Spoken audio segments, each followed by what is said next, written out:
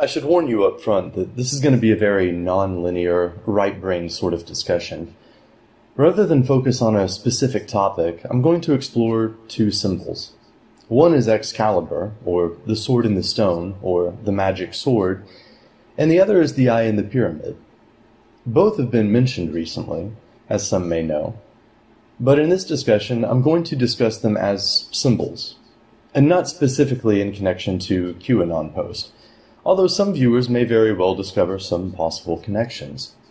I should begin by reminding my viewers that symbols can contain many levels of meaning. Symbols aren't like words, where they have one literal meaning, and that's all there is to it. Carl Jung made a distinction between symbols and signs. A sign has a literal meaning, much like a word does. If you see a dollar sign, you know what that means.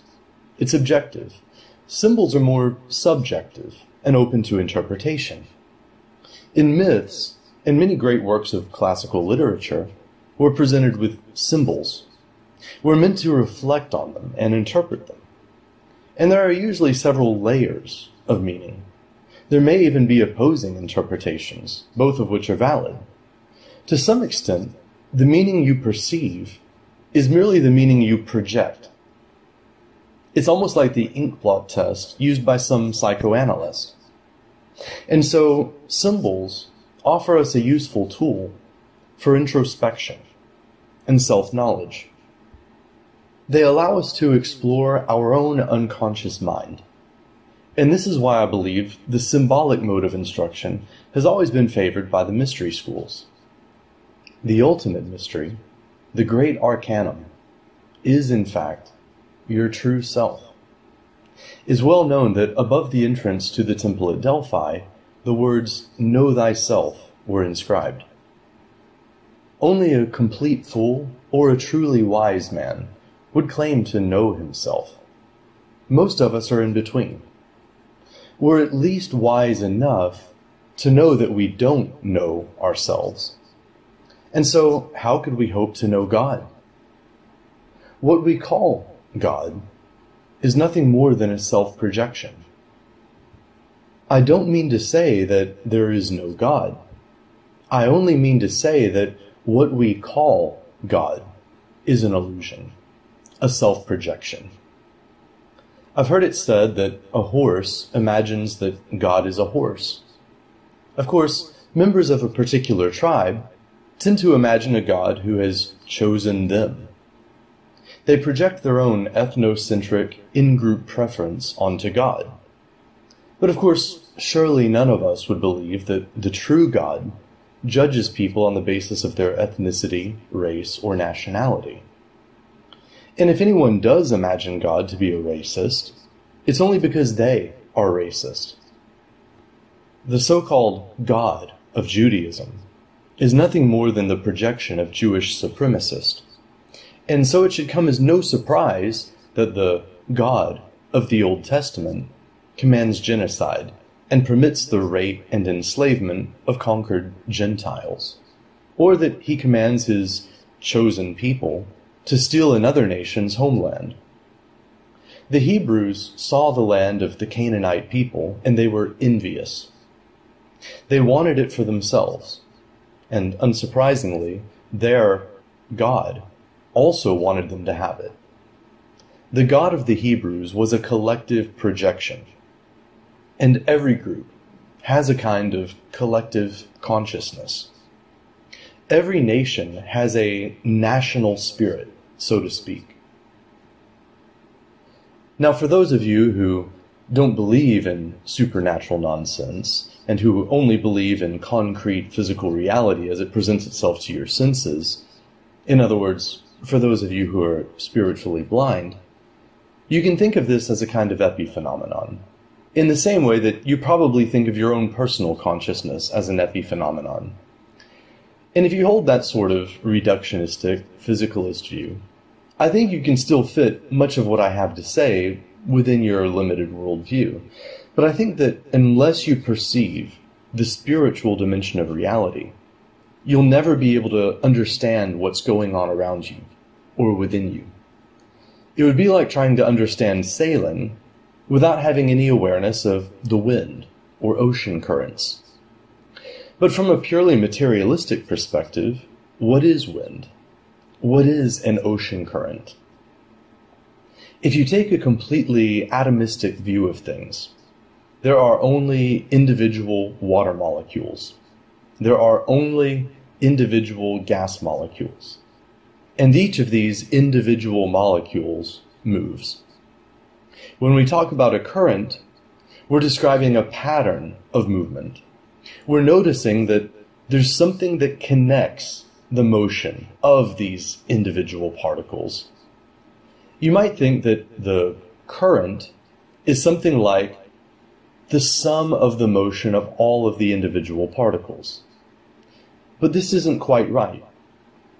It seems more proper to say that the current is the cause of these individual movements. If someone's unable to see that there's a whole that's more than just the sum of the parts, what can you tell them? If someone insists that there's no such thing as a current, and that there's only the sum of the motion of the individual molecules, how can you prove to them that the wind or the ocean current exist? When I talk about the spirit of a nation, or the God of a particular people, you can understand what I mean in much the same way. And so even a so-called atheist should be able to understand me, although I'm certainly not arguing for an atheistic worldview. But look at a flock of birds fly. Look at a school of fish swim. There's a kind of collective consciousness there. And in a sense, I think it's true that corporations are people. Don't get me wrong here. I'm not saying that corporations should be granted the same constitutional rights and protections as individuals. In fact, I don't think that corporations should exist. A corporation is essentially a legal fiction. But in another sense, corporations exist as entities, whether they are legal entities or not. I've always been fascinated by the Bible verse that says, "Whenever two or more are gathered in my name, I'm there." And that whole passage in Matthew 18 is interesting. But this isn't a Bible study, and I certainly have no interest in Christian dogmas. I'm only interested in drawing the sword from the stone. Symbolically, the sword is associated with the intellect, or mental thought. The sword also represents truth, which we arrive at through the intellect, or through mental reasoning. This is where I believe we get the idea of the sword of truth. It's the sword that divides truth from falsehood. It's the sword that divides opinion from fact. And this is at least one way of thinking about Excalibur. In The Sword in the Stone, Excalibur is stuck. An inscription says that whoever can pull it free is worthy to be king. So everyone tries, but no one can do it. The stone is dogma, or rigid patterns of thinking. Arthur was young. His mind wasn't yet imprisoned by dogma. He was able to think freely. And so for him, the sword wasn't stuck. He could remove it easily. And so he was king. That is to say, he was free. A king is sovereign. No one tells the king what to do or what to think. And those who are able to free their minds from dogmas and rigid beliefs or cognitive schemas are also sovereign. They are not subjects. Those who are unable to free Excalibur are subjects. They're slaves to an ideology. They're bound by the dogmas of their religion or by the arbitrary laws of the state, which were written by men no different from themselves.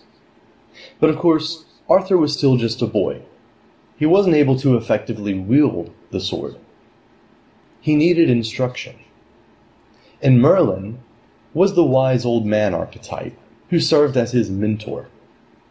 In order to become a philosopher king, it's necessary to free our minds from dogmas and ideologies. It's necessary to reject faith-based beliefs and blind faith in authority. But that alone isn't sufficient. We have to train our intellect. We have to not only sharpen the sword, sharpen our intellect, but also master its use, become adept at rational analysis. Among other things, this involves learning to make finer and finer distinctions. We can think of the pyramid as a symbol for the development of the intellect. The base of the pyramid is flat, and therefore represents absolute bluntness. The top of the pyramid comes to a point, and therefore represents absolute sharpness. The all-seeing eye at the top, then, represents the perfect intellect, or the omniscient mind of God, or the man who has attained perfect self-knowledge. Personally, I like the pyramid on the Great Seal, which we see on the back of the $1 bill. I like it because it's an unfinished pyramid. The symbol seems to remind us that the work is never complete. Although we can strive toward perfection and make significant progress, we shouldn't be so arrogant as to think we've already attained it. No matter how much we develop our reasoning faculty, no matter how much we sharpen our intellect, we shouldn't be so prideful as to think that we know it all, or that we have all the answers. We should always remain humble and acknowledge the insufficiency of our labor apart from divine grace. This is why above the pyramid it is written, Annuit Coeptus, which roughly means, may Providence bless our endeavors. And of course, beneath it, the words Novus Ordo Seclorum. If we interpret this symbol in light of the Enlightenment principles that our founding fathers held and that our nation was founded on, I believe it means something like this. Even the best of men fall short of the perfection of divinity. So there can be no perfect system of government.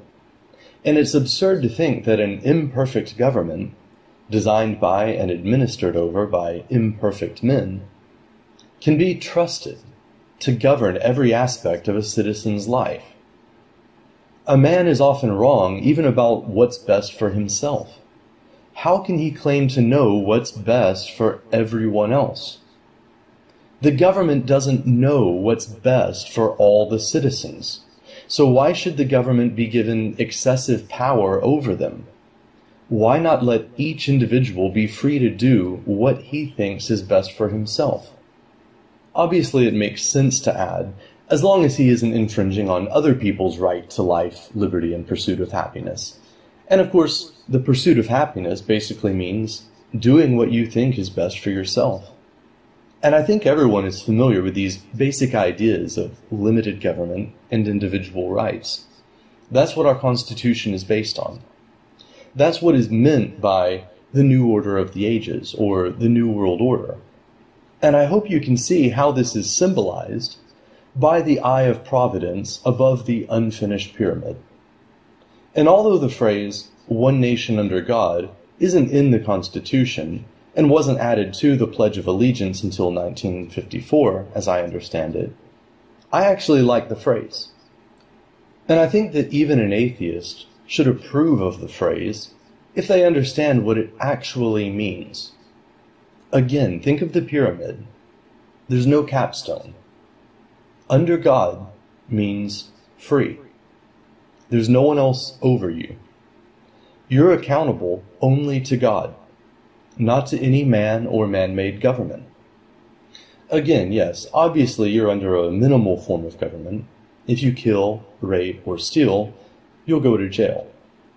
But other than very basic laws that protect you from harm to your person or property, you're free to live your life in whatever way seems best to you. Only God is above you. And if there is no God, then I guess there's no one above you. And you're free to believe in God or not believe in God. Either way, maybe you're wrong. But the same is true of everyone else. Again, think of the unfinished pyramid beneath the eye of Providence. Not one of us is omniscient. None of us are truly wise. At best, we can claim to be lovers of wisdom. This is why Pythagoras called himself a philosopher, a lover of wisdom, instead of a sage, a wise man. And so I see the symbol on the Great Seal as very much in alignment with Pythagorean philosophy. And freedom of religion is also implied. If none of us can claim to be perfectly wise or to have perfect knowledge of truth, why should any of us have the power to force another to accept our imperfect and uncertain opinions? I'm not a relativist. I believe in objective truth. I think some opinions are true and others are false. And some opinions are at least closer to the truth than others, even if they aren't absolutely true. But again, we are all free. No one is over us but God. We're free to seek the truth or not to. And we're free to be wrong, as long as we're not infringing on other people's right to life, liberty, and the pursuit of happiness. And so I interpret both the sword and the stone and the unfinished pyramid beneath the all-seeing eye of Providence as symbols for the self-sovereignty of the philosopher king, or for a sovereign and independent nation of philosopher kings, such as I believe the United States was intended to be. I'm going to end there for now, but I'm sure I'll come back to some of these ideas and expand on them more in the future. Feel free to share your thoughts in the comments, and if you enjoyed this discussion, please hit the like button and share. Thanks for listening. Peace.